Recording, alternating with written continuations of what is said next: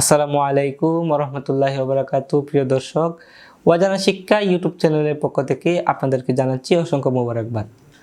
আজকে একটি গুরুত্বপূর্ণ বিষয় নিয়ে হাজির হয়েছি, যে বিষয়টি হলো কলব জারি করার কিছু আমল, যে আমল করলে কলব জারি হয়ে যায়। সেই আমলগুলো বলার আগে কিছু কথা বলে নিতে চাই বিশেষ দ্রষ্টব্য হিসাবে, যেটি হলো আপনারা কখনোই এসব ইউটিউব ভিডিও দেখে কলব জারি করতে পারবেন না। কলব জারি করতে হলে একজন হক্কানি আলেমের হাতে হাত থেকে বায়াত গ্রহণ করে শিক্ষা দীক্ষা নিয়ে আপনাদেরকে কলব জারি করতে হবে।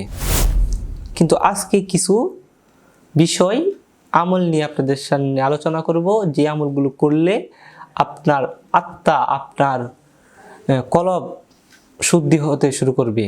আর ভিডিওর শেষে কিছু এই কলবজারি সম্পর্কে কিছু টিপস দিব। সেই টিপসটি শোনার জন্য এই ভিডিওটি শেষ পর্যন্ত দেখবেন। কলবজারি করতে হলে সর্বপ্রথম যে আমলটি, সেটি হলো বেশি বেশি জিকির করতে হবে। জিকিরের উপরে আর কিছু নাই আমার মনে হয়, কারণ আল্লাহ তাআলা কোরআনে বলেছেন ওয়ালা যিকরুল্লাহি আকবার। আমার কাছে সবচেয়ে বড় ইবাদত হলো আমার জিকির, মানে হলো আল্লাহর কাছে সবচেয়ে বড় ইবাদত হলো আল্লাহ পাকের জিকির। সবসময় যদি আপনার কলবে জিকির থাকে, মুখে বা কলবে যদি আপনার জিকির থাকে, তাহলে আপনার কলব জারি হওয়ার আশঙ্কা অনেক বেড়ে যায়। দুই নাম্বার যে আমলটি, সেটি হলো গুনাহ থেকে বেঁচে রাখতে হবে।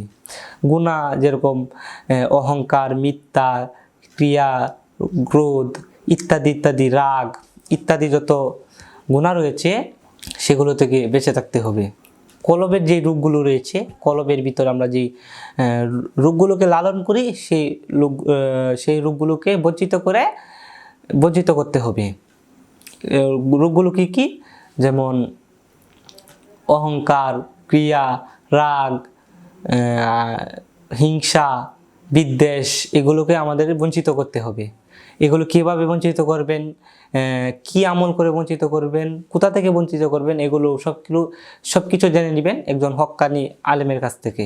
বায়াত গ্রহণ করে তার কাছে শিক্ষা নিলে আপনারা সব কিছু জেনে যাবেন। এটা কোনো ইউটিউব ভিডিও থেকে জানা সম্ভব না।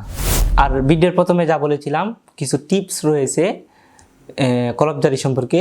সেই টিপসগুলো হলো, আপনারা সবাই হারাম থেকে দূরে থাকবেন। হারাম হলো সুদ খাওয়া, মিথ্যা, পরনিন্দা, হারাম রিজিক ইত্যাদি থেকে দূরে থাকবেন।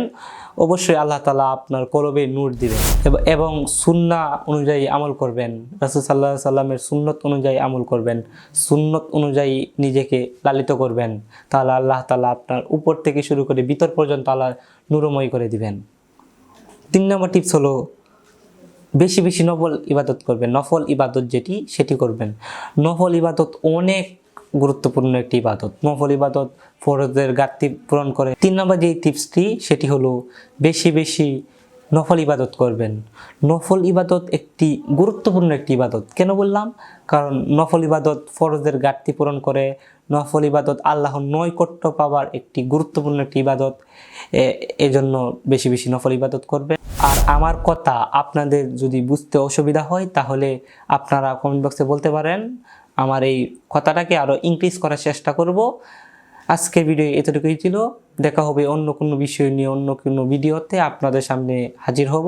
আর এরকম অত্যাধুনিক ভিডিও পেতে এই চ্যানেলটি, অজানা শিক্ষা ইউটিউব চ্যানেলটি সাবস্ক্রাইব করে রাখতে পারেন। আপনাদের সামনে এই ছোটোমুখী কিছু কথা বলবো, আপনারা সবাই এই অনুযায়ী আমল করার চেষ্টা করবেন। আজকে এই বলেই এই ভিডিও শেষ করছি। ওয়াকির দাওয়ানা আলহামদুলিল্লাহি রাব্বিল আলামিন। আসসালামু আলাইকুম।